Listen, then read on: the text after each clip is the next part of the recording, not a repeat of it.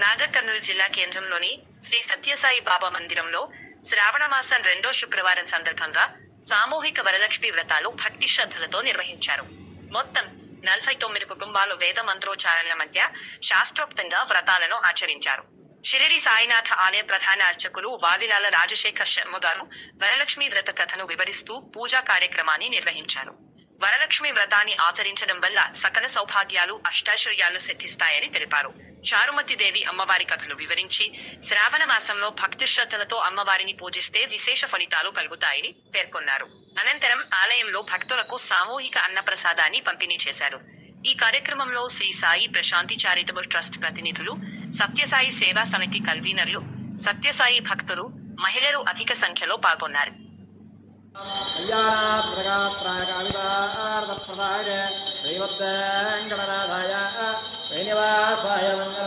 जय वरलक्ष्मी माता की जय सत्यसाई बाबा जी की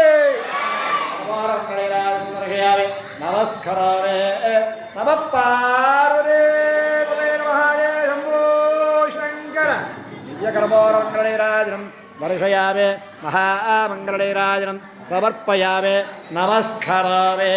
నీళ్ళు తిప్పి నైవేద్యం నుంచి అది హారతి దండం పెట్టండమ్మా. హారతి చుట్టూ